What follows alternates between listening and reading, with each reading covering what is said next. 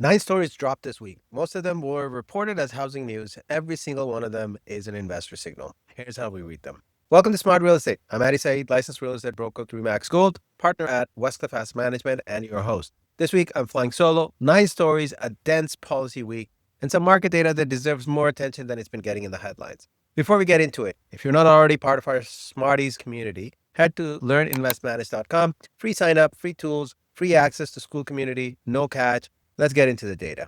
So 3 frames are running through everything today. First, the GTA market is tightening, but prices are still falling. The headlines are calling it momentum. The sales to new listing ratio is at 35.7%, which says otherwise. Second, government is pulling every lever it has on supply costs this week. I'll tell you what each lever actually buys, but the math is more nuanced than the announcement. Third, the labor market beats expectation in May, but 2 of Canada's top bank economists read it very differently. I'm giving you both reads and letting you decide. So TRREB released the May Market Watch numbers on Tuesday. Let me give you the headline numbers first, but then I want to go into the data that actually matters for multifamily investors because there's a lot being missed in the general coverage. So 6,583 sales in May, up 6.3% year over year. New listings were down 18.9% to 17,698. Active listings were down 13.3% to 26,927. Average price? $1,069,700, down 4.6% from last May. The MLS HPI composite benchmark is at 946,500. That's down 6.8% year over year. Days on market is rising. Average listing days on market are up 8% to 27 days. Average pending days on market is 7.7% up to 42 days. And embedded in TRREB's economic indicators, Bank of Canada's overnight rate is at 2.3% or 2.25, prime at 4.5. 1-year mortgage rate at 5.49%, 3-year at 6.05%, and 5-year at 6.09%. Toronto unemployment is at 8.1% as of March. That number matters for everything I'm about to tell you. Here's where it gets specific for multifamily investors. Condo apartments took the hardest hit of any property type. The HPI apartment benchmark is down 9.12% year over year, nearly double the 4.7% decline in detached. And there's an inversion that doesn't happen in a healthy market. 416 condos averages are now at 573,531 versus 905 condo averages are at 639,468. Downtown Toronto condos are cheaper than suburban condos. That tells you something specific about where the supply pressure is. The 416 condo corridor is absorbing a wave of investor-held units hitting resale simultaneously, units bought in 2020 through 2022, now coming to market as holders face negative cash flows. The 905 has less of that concentration, so it's holding relatively better. Toronto Central sales to new listing ratio trend is at 31.6%, well below the already soft GTA-wide 35.7%. And that 35.7% is itself still a buyer's market territory. A balanced market is 40 to 60%.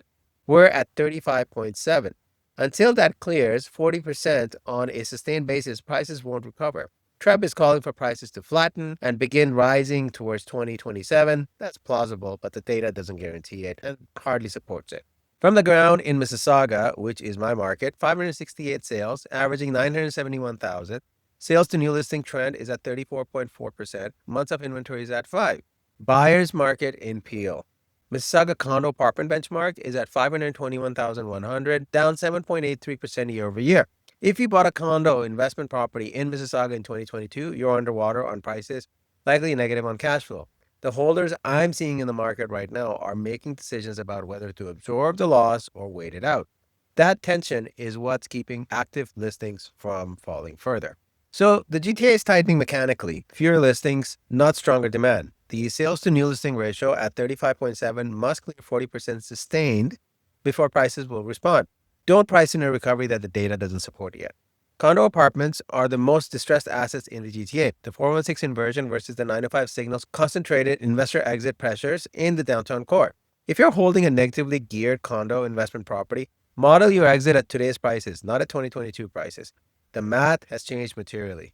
If you're a buyer with long hold thesis and strong cash flow underwriting, the entry math on the 416 corridor is more interesting than it has been since 2018. Something worth watching. Active listings declining as sellers pull rather than cut prices. A psychological floor is forming. It can crack quickly if Toronto unemployment 8.1 rises further or refinancing pressures intensify. Watch monthly unemployment as a leading indicator. The May job report dropped Friday and it beat expectations by a wide margin. I want to give you two reads from the same data because RBC and CIBC are landing on different places, and both of those views feed into how the Bank of Canada thinks about rates.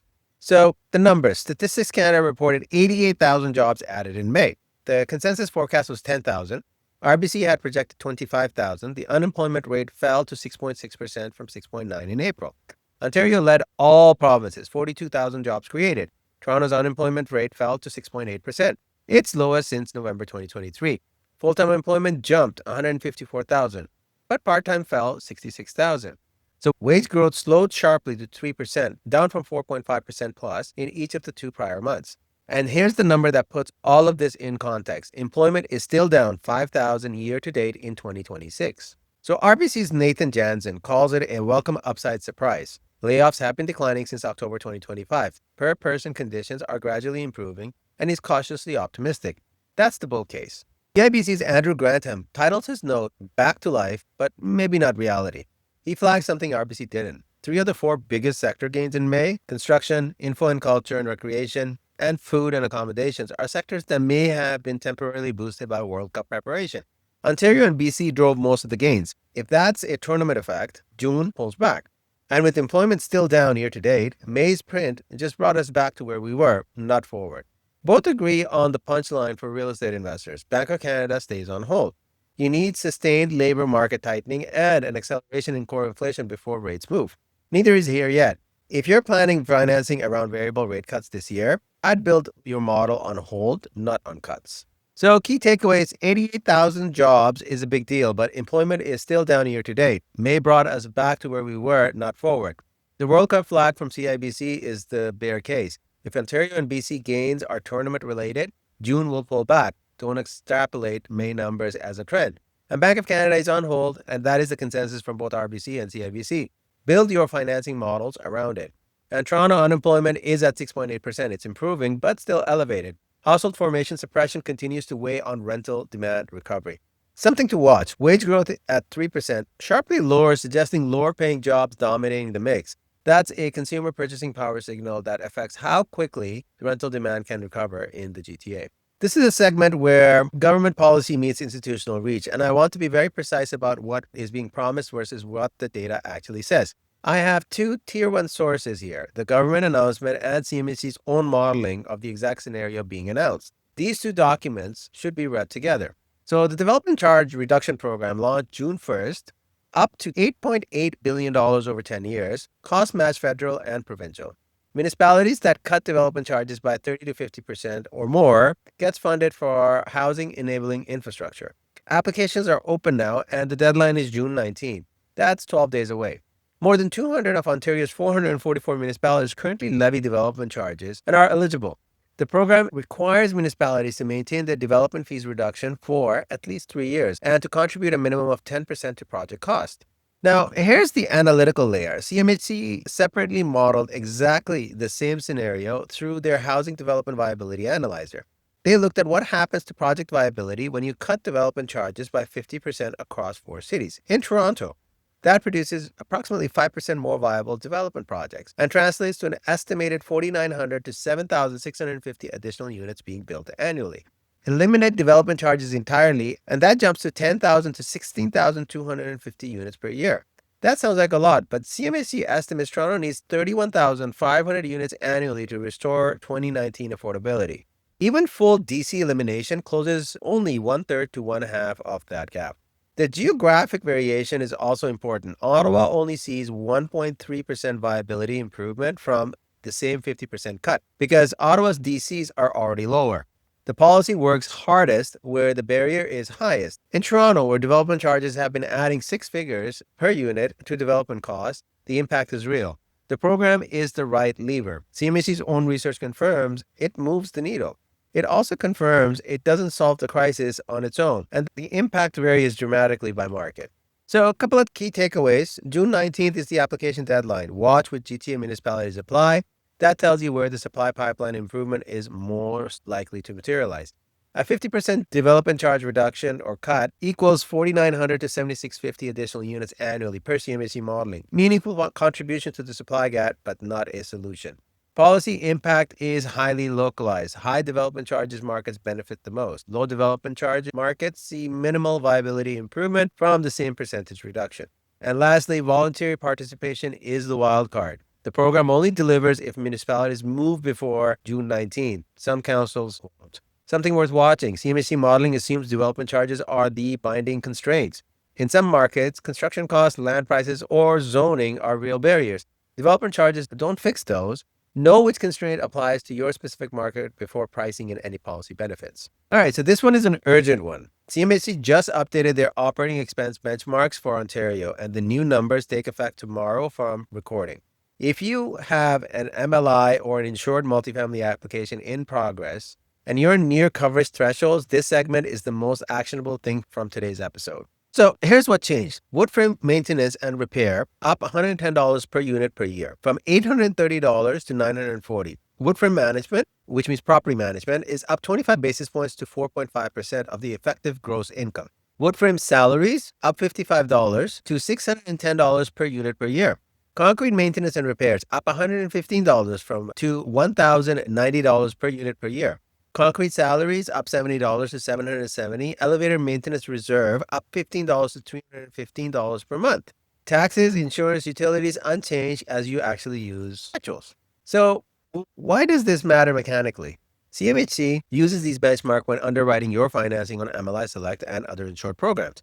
Higher benchmarks mean lower underwritten NOI. Lower underwritten NOI means lower maximum insured amount and tighter debt coverage ratios. If your deal is close to the coverage thresholds, these changes can affect your maximum loan directly. Any application submitted before June 8th is still assessed at the old benchmarks.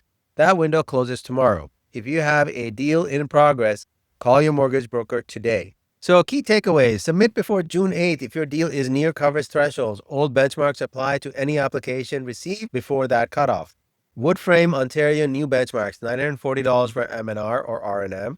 $610 for salaries, 4.5% for management. Concrete in Ontario is $1,090 for MNR, $770 for salaries, and 4.25% for management. Higher benchmarks compress underwritten NOI and reduces maximum loan amounts, which tightens your debt coverage ratio. Model the specific impact on your deal before submitting.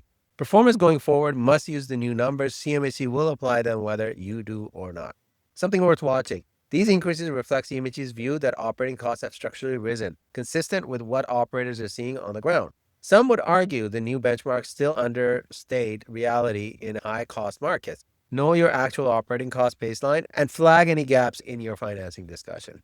Quick break. If you're finding value in today's episode, share it with one person in your network who invests in Ontario multifamily. That's how the Smarties community grows. And all of the tools, frameworks, and market analysis we reference in this show are free at learninvestmanage.com. Sign up and you'll get access to the school community as well, where the conversations keep going between episodes, and let's keep it going. So around 1 in 5 rental listings in Canada now offers some kind of incentive. Free rent, gift cards, cash bonuses, internet packages. In the GTHA, Greater Toronto Hamilton area specifically, 66% of new completed purpose-built rental projects are offering incentives right now. A year ago, that number was at 32%. It's doubled in 12 months. National average for rent hit $2,027 in May. That's 19 consecutive months of decline. The most common offer is 2 months of free rent, which effectively cuts the headline rent by about 13% for a tenant who negotiates it. Here's the investor signal. Face rent and effective rents are two different numbers. If you're underwriting a new acquisition and a landlord is quoting face rent, you need to ask what concessions are being offered. The effective rent is what hits your NOI. If you're a GTHA operator in lease-up right now, this is your competitive environment. The incentives doubling in 12 months tells you exactly how much buying power you actually have. So key signals: build your NOI on effective rents, not face rents. The 13% gap from 2 months free is material in your underwriting. And quality products in strong locations is still outperforming. This is a location and product quality story, not just a market story. Fitzrovia's 45% tour to lease ratio versus the 10% industry benchmark is the evidence. At last week's Land and Development Conference in Toronto, the institutional operators made their position clear. Fitzrovia CEO Adrian Roca laid out the math. All-in cost basis on purpose-built rental land is down 34% from 2022 peak pricing. Net effective rents are down 21%. That gap is real today, but if you deliver in 18 to 24 months, you're walking into a market that's been starved of new supply for 3 to 4 years. Fitzrovia is a net buyer. Fiera Real Estate broke ground on 4 new projects in the past year specifically to avoid delivering when everyone else does. One site came across Fiera's desk this week, priced 40% below where it was a year ago. Two things worth flagging. First, Roca's bull thesis is explicitly conditional on rent controls not being reintroduced by the provincial government. He's projecting high single-digit to low double-digit rent over the next 3 to 5 years if that condition holds. That's a material assumption, and one I'd flag in any underwriting. Second, core Toronto locations are still clearing above $100 per buildable foot for well-located sites. Poor quality locations are getting hammered. Position matters more than the timing does. So the key signals, the 34% cost basis versus 21% effective rent gap is the underwriting tension for this movement. Patient capital that can absorb the gap and deliver into supply-starved market is in a strong position. And rent control risk is the variable embedded in every institutional bull thesis right now.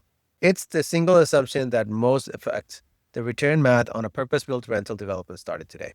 So London, Ontario posted 1,965 housing starts through April. 82% of those are apartment units. That's up from 367 the same point last year. More than 5 times the pace. CMHC is calling it the best start for the London housing sector in 10 years. Here's the investor tension in this story. All the new rental supply is landing in a market where population growth is muted. CMHC is forecasting a vacancy rate to keep rising and rents to keep falling in London as supply catches up. Strong starts are good for affordability, but they're not necessarily good for existing operators. That's a cautionary counterpoint to the land buying thesis I just covered in segment number 6. Institutional operators are bullish on buying land right now to deliver into a supply-starved market. London shows you what happens if that supply actually arrives. Know your demand side before you price in any supply thesis.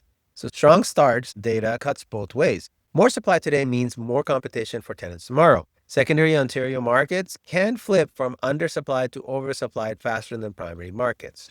Ontario just became a co-equity investor in a stalled Scarborough housing project. The Building Ontario Fund is putting up $178 million in Scarborough Junction, a joint venture with Republic Developments and Harlow Capital. 1,700 rental units, 350 of those affordable at below market rents for 40 years. Transit connected to Scarborough Go. Construction starts in 2027, first occupancies by 2030. The key phrase in this release, the project was previously stalled. The mechanism here is worth watching and understanding. This isn't a grant. The Building Ontario Fund takes an equity position, closes a financing gap that private capital couldn't fill at current market conditions, gets repaid, and then recycles the capital into the next stall project. That's closer to how institutional co-investment works than a subsidy program. If this model works in Scarborough, and we won't know for a few years, it becomes a template for unsticking stalled projects at scale. There's a lot of stalled projects right now. So government as gap equity co-investor is a new model for Ontario. The revolving capital structure means that it can scale without unlimited fiscal commitment. Execution is the variable. Watch whether BOF, Building Ontario Fund, can move quickly enough to materially affect the development pipeline. Mississauga approved pre-zoning for 35 major transit stations areas this week. And this one's personal for me because it's my market. Pre-zoning means height, density, and permitted uses are locked in upfront before a developer submits the application. The projected build-out across those 35 nodes, 227,000 residents and 47,000 jobs. For investors and developers in the 905, this is a legibility signal. Pre-zoned, transit-connected land in Mississauga is now easier to underwrite, easier to finance, and easier to move on. One caveat I want to be precise about, the implementing zoning bylaw still needs to come back to council for final approval. The direction is clear, but it's not fully locked in yet. When that bylaw drops, watch the specific station areas that are included. That's where the land value conversation starts. I've been watching several of these corridors for years. The approval certainty alone changes the financing conversation. So key signals. Pre-zoning is one of the most underrated supply enabling tool in Ontario. It removes the approval variable that adds years and millions to project costs. Municipalities that adopt it signal a materially different development environment. And watch for implementing bylaws. The specific station areas named will tell you exactly where the investment signal is strongest in the 905. So 3 things I want you to take from today's episode. First, the GTA resale market is tightening, but it's a mechanical tightening driven by fewer listings. not stronger demand. The SNLR, sales to new listing ratio, is at 35.7%, is a buyer's market territory. Condo apartments are the most distressed asset class, and the 416 versus 905 inversion signals the investor exodus from the downtown core is still in progress. Don't mistake tightening for recovery. Second, the policy environment is pulling every lever it has. Development charges or DC reductions, HST relief, and the Building Ontario Fund, pre-zoning in Mississauga, these are all real. But CMHC's own research tells you exactly what each lever buys. A 50% reduction in DC in Toronto adds only 4,900 to 7,650 units annually. Meaningful, not a crisis solution. And the CMHC benchmark update with June 8th deadline is the most immediate actionable item from today. If you have a deal near coverage thresholds, the window to act is literally today. And number three, the labor market is better than expected, but not yet recovered. 88,000 jobs is a big deal and a big beat. Employment is still down year to date. CIBC's World Cup flag means we can extrapolate May numbers. And both RBC and CIBC agree Bank of Canada is on hold. Plan your financing around that reality. That's a wrap for this week's episode. 9 stories, a dense policy week, and some data that I think deserves more attention than it's getting. If you want to go deeper on any of this, the full analysis, the underwriting framework, and the market data, it's all free at learninvestmanage.com. Sign up and you'll get the access to school community where we keep all those conversations going. Share this episode with one person who invests in multifamily. That's how we grow. I'll see you next week, Smarties. Addy Saeed is a licensed real estate broker with Remax Gold Realty Inc., RICO licensed 4735346, founder and general manager of Westcliff Living, and an OSC registered dealing rep. The host may reference companies or entities in which they hold ownership or financial interest, including Westcliff Asset Management, Westcliff Living, Olympus Property Group, and Finalize LLP. Listeners should be aware of these relationships when evaluating any commentary in this episode. The podcast is for informational and educational purposes only. Nothing in this episode constitutes legal, financial, mortgage, or investment advice. Always conduct your own due diligence and consult qualified professionals before making any investment decisions. Past performance is not indicative of future results.